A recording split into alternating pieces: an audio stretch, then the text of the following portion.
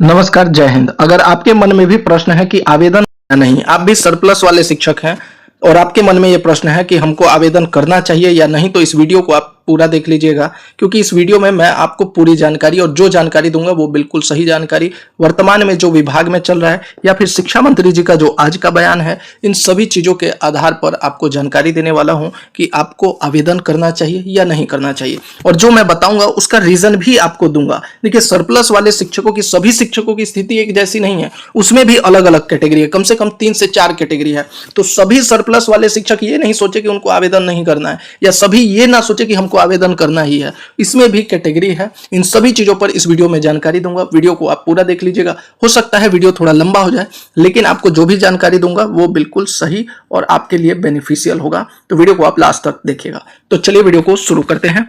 सबसे पहले देखिए, आपको ये समझना है यहां पर कि ये जो सरप्लस वाला लिस्ट आया है, ये आया क्यों है। क्योंकि देखिए, बिहार में जो शिक्षकों का पिछला ट्रांसफर हुआ है, देखिए अभी जो शिक्षकों के मन में जो सबसे बड़ी चीज है जो बैठ गई है कि अभी शिक्षकों का ट्रांसफर चल रहा है, ये चीज आप निकाल दीजिए। अभी जो है विभाग जो कर रहा है वो आपका ट्रांसफर नहीं कर रहा है। विभाग अभी जो छात्र शिक्षक अनुपात है उसको ठीक कर रहा है। क्योंकि अगर विभाग का जो पिछला वाला ट्रांसफर था उस समय ये गलतियां हुई हैं। टीआरई 1, टीआरई 2, टीआरई 3 3 नियुक्ति होने के बाद भी बिहार में स्कूलों में कहीं पर अधिक शिक्षक हैं, कहीं पर कम शिक्षक हैं। अब ये चीज को सुधारना है, इसीलिए विभाग जो है पहले रेशनलाइजेशन कर रहा है। इसीलिए आपका सरप्लस वाला लिस्ट आया है। अब सरप्लस वाला लिस्ट आया है तो कहीं पर ज्यादा शिक्षक किसी डिस्ट्रिक्ट में ज्यादा है। अब मैं एग्जांपल दे देता हूं, सारण, पटना, मुजफ्फरपुर, गया, भोजपुर, बक्सर और भी कई सारे जिले हैं जहां पर जो है शिक्षकों की संख्या काफी ज्यादा है। कई जिले ऐसे हैं, जमुई, पूर्णिया, ये सब ऐसे एरिया है जहां पर शिक्षकों की संख्या कम है। और कई जो है इसी जिले में जो है जो शहरी क्षेत्र है वहां पर शिक्षक ज्यादा है, ग्रामीण इलाकों में शिक्षक कम है।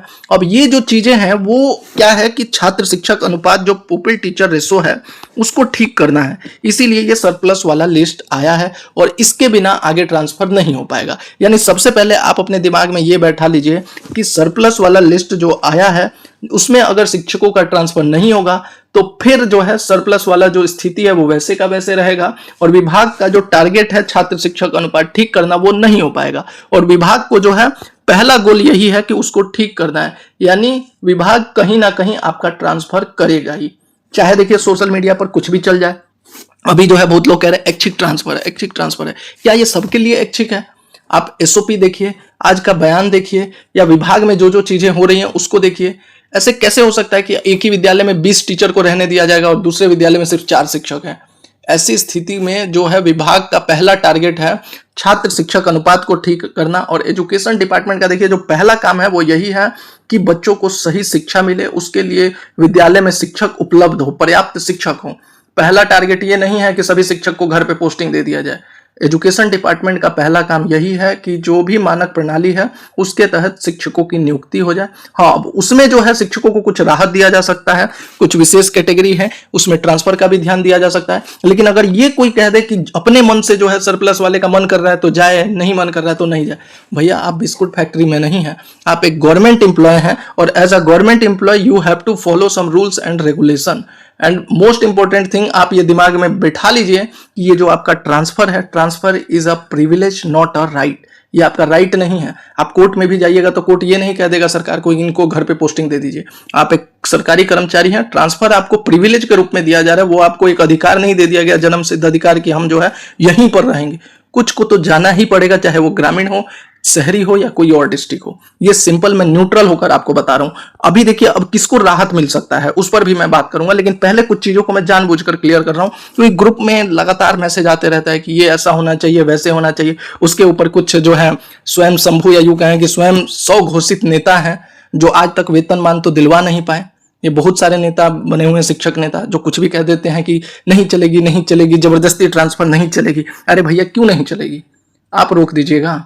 आपसे आज तक वेतनमान नहीं हुआ, वेतनमान के मुद्दे पर आप लोग इकट्ठे नहीं हो पाए और जहां ट्रांसफर का मुद्दा आता है सब एक साथ आ जाते हैं कि नहीं चलेगी, हम ऐसे कर देंगे, वैसे कर देंगे। भैया ट्रांसफर होगा और कुछ शिक्षक जो है वो सरप्लस वालों को जाना ही पड़ेगा। ऐसे नहीं होगा कि हम नहीं चाहेंगे तो नहीं होगा। चलिए ये तो पहला चीज हो गया। अब बात कर लेते हैं सरप्लस वाले शिक्षकों के श्रेणियों के बारे में। अब कुछ शिक्षक ऐसे हैं सरप्लस सूची में शामिल और अपने ही प्रखंड पंचायत में कार्यरत शिक्षक। ये ऐसे शिक्षक जिनका नाम जो है सरप्लस वाली लिस्ट में है और ये अपने प्रखंड और अपने पंचायत में है। तो देखिए, चाहे आपका नाम सरप्लस वाले में है या नहीं, लेकिन अगर आप अपने प्रखंड या अपने पंचायत में हैं तो आपको वो छोड़ना पड़ेगा। और ये चीज आज के इंटरव्यू में भी है। और दूसरा ये पॉइंट जो है शिक्षकों ने भी उठाया है, ऑलरेडी कह रहे हैं कि अगर आप दूसरों को कह रहे हैं कि अपना ब्लॉक और अपना पंचायत नहीं मिलेगा, तो सबसे पहले ऐसे शिक्षकों को हटाइए जो अपने पंचायत और अपने ब्लॉक में है। और ये चीज जो है विभाग के भी संज्ञान में है। तो ऐसे शिक्षक जो सरप्लस में है और अपने प्रखंड पंचायत में है, मुझे लगता है कि इनको आवेदन करना ही चाहिए। अगर आप नहीं कीजिएगा तो विभाग अपने स्तर से बाद में आपका ट्रांसफर करेगा। तो ये पहला कैटेगरी हो गया। दूसरा है सरप्लस सूची में नाम नहीं है। ऐसे शिक्षक जिनका सरप्लस में नाम नहीं है लेकिन प्रखंड और पंचायत में, अपने प्रखंड और पंचायत में है, इनको कुछ नहीं करना है, अभी इंतजार करना है, क्योंकि ये जो सरप्लस में है नहीं तो अप्लाई कर नहीं सकते। इनको इंतजार करना है नॉर्मल ट्रांसफर का। जब नॉर्मल ट्रांसफर आएगा तो आप जो है अप्लाई कर सकते हैं। तीसरा हो गया विशेष परिस्थिति में हाल ही में स्थानांतरित होकर आए सरप्लस शिक्षक। बहुत से शिक्षक ऐसे हैं जो 6 महीने पहले या 1 साल पहले जो है ट्रांसफर होकर आए थे। तो देखिए, इस चीज को लेकर जो है जहां तक शिक्षा मंत्री या फिर जो विभाग में चीजें चल रही है, और मुझे ऐसा लग रहा है कि इन शिक्षकों को जो है छूट दिया जा सकता है। बेशक इनका सरप्लस में नाम हो, इनको छूट दिया जा सकता है। रीजन क्या है, इनका अभी अभी जस्ट ट्रांसफर हुआ है। और ये चीज मंत्री जी ने भी कहा। जो चौथा है कि लंबे समय से एक ही विद्यालय में कार्यरत, उन्होंने ये कहा कि ये ऐच्छिक ट्रांसफर तो है, लेकिन शिक्षकों का ये नैतिक जिम्मेदारी भी है कि अगर लंबे समय से है तो आप दूसरी जगह चले जाइए। तो देखिए, जो तीसरा कंडीशन है कि आप अभी अभी आए हैं, लेकिन फिर भी अगर आपके पास चॉइस है तो आप ले लीजिए, नहीं है तो आप इंतजार कर सकते हैं, क्योंकि आपको राहत मिलने का चांस है। 100% इसलिए नहीं कह रहा हूं कि विभाग ने रिटर्न में अभी नहीं कहा है कि सरप्लस वाले अपनी मर्जी से बने रहे, ये सिर्फ बयान दिया गया है। और शिक्षा विभाग में तो रिटर्न चीजें भी बदलते रहती है एक एक दिन में। तो ये चीज है कि तीसरे वाले को लगकर मुझे लग रहा है इनको राहत मिल सकता है। लेकिन ये कहूंगा कि अगर आपके पास ऑप्शन है तो आप कर लीजिए, अन्यथा आप इंतजार कर सकते हैं। चौथा वाला जो कंडीशन है कि अपने ही विद्यालय में लंबे समय से बने हुए हैं, तो भैया आपको तो छोड़ना ही पड़ेगा, किसी ना किसी को तो जाना ही है।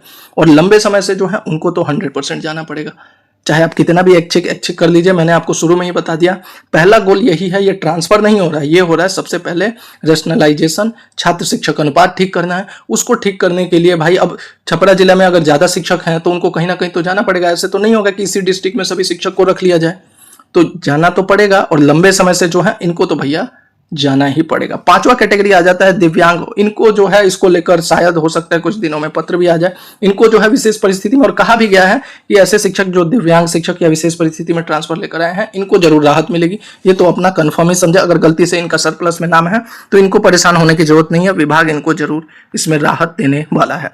कुल मिलाकर मेरा यही है, अभी तक जो चीजें चल रही हैं उस पर क्लियर बता रहा हूं। सरप्लस वालों का ट्रांसफर होगा। अगर आप नहीं भी चाहेंगे और लंबे समय से हैं, मुझे लगता है विभाग आपका ट्रांसफर करेगा। अगर नहीं करता है विभाग तो फिर इतना कुछ ये जो है सरप्लस का लिस्ट, उसके बाद ये ट्रांसफर, रेशनलाइजेशन, इसका 0 आउटपुट रहने वाला है। और फिर ट्रांसफर फिर ऐसे ही चलते रहेगा, सालों साल, 2 साल, 4 साल, 5 साल। और कभी भी जो है, चाहे आप कितना भी भर्ती कर लीजिए, TRE 4, 5, 6, 7, 8, 10 तक ले आइए, अगर आप जो है छात्र शिक्षक अनुपात ठीक नहीं कर पाएंगे तो जो विद्यालय की स्थिति है वो कभी नहीं सुधरेगी। और ये चीज मैं बिल्कुल न्यूट्रल होकर कह रहा हूं, जो शिक्षकों की जेन्युइन समस्या है उसको आप ठीक कीजिए, लेकिन इतना भी रिजिड नहीं होना है शिक्षक को कि भैया हम जो कह रहे हैं, हम जहां मन करेगा वहीं पे पढ़ाएंगे।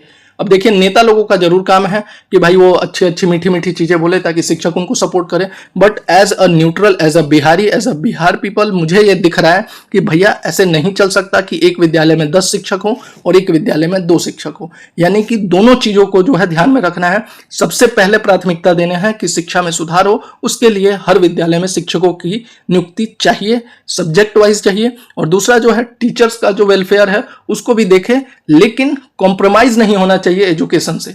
ये चीज जो है शिक्षकों को समझना ही पड़ेगा। ये थी जानकारी। अगर किसी का कोई सुझाव या प्रश्न है वो कमेंट में लिखिएगा। जय हिंद।